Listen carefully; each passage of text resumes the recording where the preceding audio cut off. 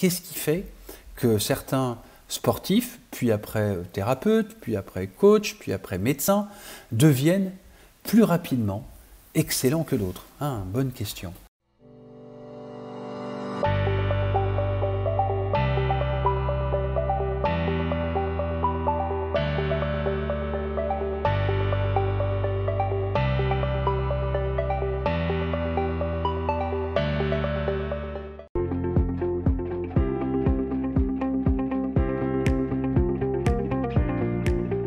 Deuxième outil de la phase contrôle qui s'appelle le standard, le mode opératoire. Donc cet outil de la phase contrôle, moi je l'appelle la pratique délibérée ou la pratique d'excellence. J'en ai déjà parlé notamment dans la formation sur les talents et c'est quelque chose qui est vraiment fondamental pour moi, c'est une question de fond. Qu'est-ce qu'on fait en fait pour être sûr qu'un nouveau comportement, une nouvelle manière de faire, une nouvelle pratique opérationnelle par exemple sur la qualité, elle est ancrée dans le temps. Donc, je suis fasciné par qu'est-ce qui fait que certains managers, certains opérationnels arrivent à s'habituer plus rapidement que d'autres, de manière plus efficace, pourrait-on dire, à travailler avec une meilleure qualité, en intégrant plus rapidement les feedbacks et les conseils qui leur ont été donnés.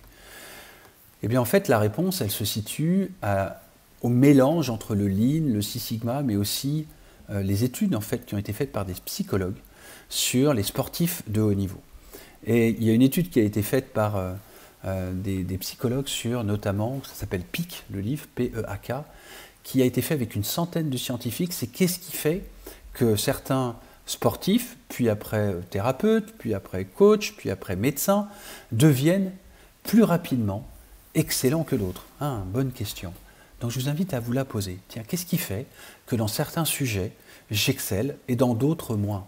Qu'est-ce qui fait que j'abandonne pour apprendre certaines compétences personnelles ou professionnelles, des compétences liées à des outils, des méthodes comme le savoir-faire, ou alors plus le savoir-être dans le relationnel? Qu'est-ce qui fait que je suis bon ou que je suis bonne dans ce sujet-là et pas dans d'autres? Eh bien justement, dans les études, il ressort qu'il y a cette pratique d'avoir une forme de standard, de mode opératoire de référence, notamment d'abord dans l'entreprise. Et l'entreprise a déployé par le Lean des exemples de standards qui fonctionnent. Alors c'est quoi les clés? Et on l'approfondira dans la formation Lean et World Class Leadership. Beaucoup plus, on ira encore plus dans le fond de ça. Mais déjà là, je vais vous donner les principales clés. La plupart des standards sont à l'opposé des procédures et des documents lourds, écrits, que personne ne lit. Un peu comme les modes d'emploi des appareils que nous achetons pour installer, par exemple, une caméra ou pour installer un meuble. Quand on regarde Ikea, bien, finalement, il n'y a pas beaucoup de détails, il n'y a que du visuel et c'est très facile à comprendre. Eh bien, c'est un peu la même idée lorsqu'un standard d'un mode opératoire, ici on le voit par exemple faire un montage d'une pièce, d'une porte automobile. Comment est-ce qu'on fait pour optimiser ça? Eh bien, on met du visuel, on met des images sur ce qui marche bien, ce qui ne marche pas bien. Et on indique de manière visuelle où il faut agir. Une des autres clés, c'est que ce n'est pas forcément un bureau des méthodes, des personnes en col blanc, dont je fais partie, des ingénieurs, des gens qui réfléchissent, qui expliquent au col bleu, qui réalisent. Non, la clé, c'est que ce soit un travail collectif, surtout partant des personnes sur le terrain, pour qu'elles se sentent plus fières en fait, de faire leur activité et qu'elles aient ce sentiment d'apprécier, de grandir en partageant leur savoir. C'est quelque chose qui m'a profondément marqué quand je visitais une usine de maintenance dans un grand établissement industriel au Maroc de 20 000 personnes. Et dans cette usine, je voyais une personne qui était assez âgée, en fait, presque à l'âge de la retraite, qui expliquait à des jeunes comment est-ce qu'il faisait son travail. Et tout ce qu'il souhaitait, c'était que les jeunes puissent se l'approprier. Alors il expliquait comment. Il faisait des schémas, il faisait des dessins. Car pour lui, c'était la meilleure manière de montrer mécaniquement comment cela fonctionnait. Eh bien, c'est exactement cette même idée, c'est-à-dire avoir cette technique avec du visuel, peu d'écrit, peut-être des indicateurs de sécurité, de qualité, de performance à mettre dedans, et en même temps qu'on a cette compétence technique, visuelle, d'avoir cette envie de transmettre, cette envie d'apprendre qui est, on va dire, embedded Intel Inside, c'est-à-dire à l'intérieur du standard. Un standard froid, même visuel, ne suffit pas. Alors comment est-ce qu'on pratique ce niveau d'excellence? Eh bien, dans l'étude PIC qui a été faite, ils ont constaté qu'il y avait déjà 2 paliers à dépasser. Le premier palier, c'est celui que nous faisons sur des activités qu'on est à un moment donné tenté d'essayer, comme moi avec le bricolage. Alors j'ai tenté à plusieurs reprises de mettre au bricolage et j'ai commencé à tester, à m'acheter même un équipement, à m'y mettre, et au bout d'un moment, j'ai été un peu fatigué, je sentais que ce n'était pas pour moi. Encore plus quand ça venait à la plomberie, où ça a été vraiment catastrophique, j'ai dû appeler un plombier en urgence parce que ça a été l'opposé. Donc c'est exactement ça. Est-ce que le premier palier du ras-le-bol, c'est pas pour moi, ça ne me correspond pas, vous l'avez dépassé? Eh bien, probablement dans votre entreprise, oui. Mais on fait le parallèle avec des activités plus personnelles. Et même dans le professionnel, il y a des sujets d'expertise qui nous parlent moins que d'autres. Donc cela, c'est pertinent d'identifier qu'ils nous correspondent moins et de les mettre de côté. Le deuxième palier, c'est celui qui va séparer l'amateur de l'expert. Et je prends souvent l'exemple de partir à l'étranger et d'apprendre une langue étrangère. Lorsqu'on déménage à l'étranger ou qu'on va vivre à l'étranger, comme j'ai pu le faire pendant une année, eh bien c'est indispensable de parler la langue et d'être à l'aise avec la langue. Donc on va faire des efforts au début pour avoir un niveau suffisant en langue. Et puis après, on n'a pas forcément de maîtriser toutes les subtilités du langage, tous les accents, toutes les intonations, tous les jeux de mots en fait, qui sont très différents d'une langue à l'autre. Donc la plupart des gens en fait, ne vont pas chercher à maîtriser vraiment toute la langue. Ils vont rester des amateurs, ce qui sera suffisant, parce qu'ils ne seront plus confrontés à cette douleur du début de ne pas comprendre, de ne pas être compris et de ne pas survivre quelque part. Eh bien, sur beaucoup de compétences, c'est pareil. On va devenir un bon chef de projet, on va devenir un manager correct, on va devenir un méthodologue, un mécanicien, ok, parce qu'on va pratiquer. Mais quelque part, au fond de nous, on n'a pas les tripes. On n'a pas cette envie, cette faim, cette soif d'aller au niveau d'expertise. Et justement, sur le Lean, le Six Sigma, le World Class, moi j'ai faim, c'est incroyable. Pourquoi? Parce que ça touche chez moi et les personnes que je connais, via le MEDEF, via l'IFCO, l'Institut français pour la compétitivité et l'excellence opérationnelle, une valeur qui est forte, c'est certes celle de se sentir évoluer. Donc on va dépasser ce deuxième palier qui touche énormément de gens pour aller dans de l'expertise. Mais on ne peut pas être expert dans tout. Moi j'ai 2 domaines d'expertise que j'ai privilégiés, en fait parce qu'ils se rejoignent. C'est celui de la méthode en amélioration continue et celui du coaching, du leadership aussi en amélioration continue, le fait de grandir. C'est le même souhait qui est derrière, qui passe par 2 vecteurs différents. Et du coup, je ne vais rien lâcher. Et je vous pose du coup la question, tiens, pour toi, c'est quoi le sujet sur lequel tu n'as jamais lâché? Qu'est-ce qui a fait que tu as eu cette envie, ce feu intérieur d'aller plus loin? Et du coup, qu'est-ce que tu as mis en place pour devenir plus que compétent, vraiment meilleur dans ce domaine-là? Peut-être que tu as mis des standards en place, tu as probablement lu des livres, tu as probablement mis en place une pratique. Et on va voir la pratique d'excellence. La pratique d'excellence, elle se différencie de la pratique ordinaire.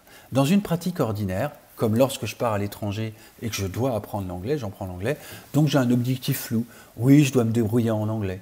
Et puis j'ai un processus aléatoire. Oui, en anglais, je sais à peu près parler. Je dois faire des études d'ingénieur anglais. Je vais apprendre un petit peu un langage technique. Mais je n'ai pas décomposé en fait toutes les étapes de l'anglais dont j'ai besoin pour être excellent. Et puis après, je vais travailler mon anglais, mais de manière épisodique. Je ne vais pas vraiment répéter. Et puis ensuite, je vais avoir une amélioration du coup, qui va être suffisante, mais qui va être lente, ponctuelle. Et surtout, quand je vais intégrer, je vais intégrer par la force des choses dans le temps, parce que je ne mets pas mon focus sur l'anglais.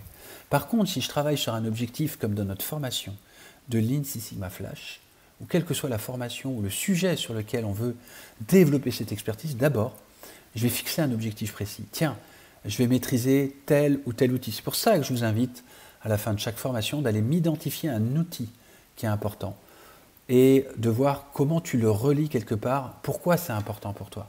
Tu vas le relier à tes valeurs, comme je relie l'amélioration continue, le Lean, à cette soif, cette faim d'évoluer, de contribuer, de se sentir utile quelque part, de partir en laissant quelque chose, eh bien c'est exactement pareil. À quoi tu vas relier le Lean Six Sigma Flash, ta formation en communication ou cette pratique du bricolage par rapport à quelque chose qui est important pour toi, c'est le premier sujet. Et souvent, on prend un modèle. Si vous voulez être bon en tennis et que vous appréciez Raphaël Nadal, prenez modèle sur lui, allez voir ses vidéos, comment il fait. Et là, ça va vous donner faim parce que vous allez avoir un modèle inspirant. Pareil, en domaine d'expertise, tiens, quel expert ou quel livre ou quelle vidéo vous parle? Et allez s'inspirer depuis ce modèle, cet exemple. Ensuite, vous allez décomposer toutes les étapes. dans le cadre du Lean Six Sigma Flash, nous l'avons détaillé.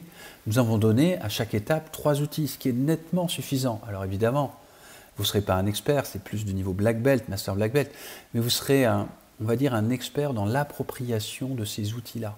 Et nous allons d'ailleurs le poursuivre avec le Lean et l'Agile pour vous ayez des outils dans lesquels vous pouvez devenir un expert en allant chercher des modèles complémentaires, d'autres formations que nous allons fournir avec plus de détails ou en allant regarder sur le site web, sur Google, d'autres références, des livres qui vous permettent d'aller plus loin. Donc on va décomposer les différentes étapes et dans ces étapes, on va sélectionner les étapes sur lesquelles, et là il faut du courage, et il faut de l'observation de soi-même et de l'authenticité par rapport à soi-même, là où je suis moins bon.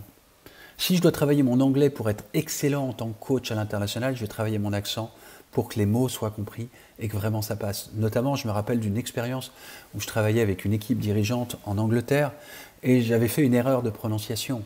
J'avais dit « hurt » au lieu de « heart ».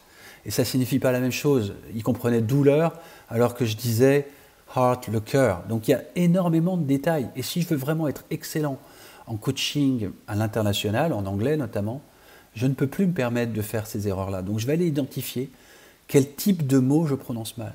À quel moment je comprends mal quand quelqu'un, par exemple, me partage mes émotions. Donc ça, c'est au niveau humain. Au niveau technique, je vais aller identifier dans les outils, dans un projet Lean Six Sigma Flash, tiens, à quelle étape je suis moins à l'aise et de le reconnaître. Et d'avoir faim et d'aller travailler le VSM ou l'AMDEC ou les stats, parce que là, je suis moins bon et je sais que je vais en avoir besoin. Et après, je vais répéter, le plus souvent possible dans la journée. Si c'est la langue anglaise, je vais aller la travailler le plus possible avec des Anglais, plusieurs fois dans la journée. Si j'ai des réunions, notamment en anglais, je vais faire exprès d'aller travailler certains mots, certaines intonations. Pareil, si je dois travailler le Lean Six Sigma Flash, évidemment, je ne vais pas avoir 50 projets en parallèle, mais je vais aller affiner des sous-parties en fait, de l'outil que je maîtrise moins, des statistiques. Je vais aller chercher des données, je vais aller les tester, même 10-15 minutes. Trouver le moyen de pratiquer les zones de faiblesse, c'est ce qui nous permet, avec intensité et répétition, c'est ce qui nous permet d'être meilleur.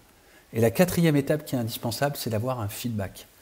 C'est-à-dire que je commence à m'améliorer sur mon anglais, eh bien, je vais poser des questions. Je vais prendre le risque, je vais avoir cette audace parce que j'ai vraiment envie d'évoluer, de demander au fait was this okay? Est-ce que mon accent était bon? Si c'est sur le Lean Six Sigma Flash, eh bien, je vais aller prendre cet outil, je vais aller chercher un Green Belt, un Black Belt, un Master Black Belt et je vais lui demander le feedback. Comment t'aurais fait? Parce que j'ai vraiment envie d'apprendre. Exactement pareil sur un outil, par exemple, de communication, notamment de calibration ou d'écoute. Je vais demander un feedback, je vais voir même, quand c'est des réunions par exemple en visuel, peut-être demander si je peux m'enregistrer pour me regarder en vidéo derrière, parce que j'ai vraiment envie d'évoluer. Et enfin, la dernière étape, la 5e étape, qui est celle de l'intégration. Je m'assure que mon intégration est presque arrivée au niveau inconscient. C'est-à-dire que c'est devenu un automatisme. Et c'est comme ça que nous changeons nos comportements. On dit souvent que pour changer un comportement, il faut entre 21 et 30 jours d'attention consciente régulière. Pourquoi est-ce qu'on dit ça? C'est un peu comme lorsqu'on conduit en fait, lorsqu'on a appris à conduire. Au début, les premiers jours où on conduit, on est hyper stressé. Quand on a conduit, on fait attention à tout, au rétroviseur, à l'essuie-glace, à la vitesse, et on fait attention à tout. Et si on conduit pendant, imaginons, tous les jours, pendant déjà 21 ou 30 jours, eh bien déjà les premiers vecteurs comme garder le pied sur l'accélérateur et sur le frein, ça c'est quelque chose qui va presque devenir acquis. Comme il y a plusieurs paramètres à maîtriser, ça prend plus qu'un mois. Mais si on se focalisait sur un seul paramètre, ça fonctionnerait très probablement. Donc, sur quel paramètre vous voulez vous focaliser? Sur quelle pratique délibérée et quelle pratique d'excellence? Que ce soit sur une langue, que ce soit sur un outil, sur une démarche, sur une compétence de savoir-être, comme la communication, l'écoute, vous allez pouvoir vous améliorer. Ça, c'est la clé de l'ancrage. C'est la clé du contrôle pour que les gens se l'approprient. Et plus vous allez le faire vous-même, plus vous allez avoir la capacité en fait d'accompagner les équipes dans les projets Lean Six Sigma Flash aussi pour s'approprier les nouvelles méthodes de travail, les nouvelles attitudes comportementales. Donc maintenant, c'est à vous. Identifiez votre process, votre sujet, peut-être un outil du Lean Six Sigma Flash ou un autre outil, ou la manière d'en parler, ou la manière de donner envie. Donc identifiez maintenant un sujet, une compétence, Détailler la compétence. Communication, c'est trop vaste. Est-ce que c'est l'écoute active? Dans l'écoute active, est-ce que c'est de faire des silences? Est-ce que c'est de reformuler? Si c'est une technique, est-ce que c'est un outil? Dans l'AMDEC, c'est quelle étape de l'AMDEC sur laquelle vous pourriez vous améliorer? Ah, j'ai du mal à identifier quels sont les inputs, quelles sont les entrées du process. Ben, prends 3-4 exemples sur Internet et va travailler ça. Et faites vraiment ces 5 étapes. Objectif, pourquoi c'est important pour vous? 2. Détailler les différentes étapes de cette compétence, qu'elles soient soft ou hard. 3. Allez-y, répétez. Faites le test. Faites le test pendant, allez, 1 mois, 3 semaines, 1 mois, tous les jours un petit peu, 5 minutes, un quart d'heure. Et vous allez voir, si vous écoutez le feedback, si vous voyez que vous vous améliorez, eh ben vous allez l'intégrer de manière beaucoup plus rapide. Faites-le sur 2-3 compétences maximum à la fois, parce que souvent, un des pièges de la pratique d'excellence, c'est qu'on se retrouve avec une liste à l'après-vert de 50 choses à améliorer. Donc du coup, on disperse notre focus, notre attention, et on intègre beaucoup moins vite. Non, gardez le focus sur 2-3 compétences que vous voulez améliorer. Moi, la compétence que j'améliore en ce moment, c'est celle d'avoir de l'impact quand je communique, d'être vraiment connecté à ce qui est important pour moi pour donner le meilleur. Et je fais attention, et je demande des feedbacks, et là, je suis en plein dedans. Donc, à vous, c'est quoi pour vous ce qui est important?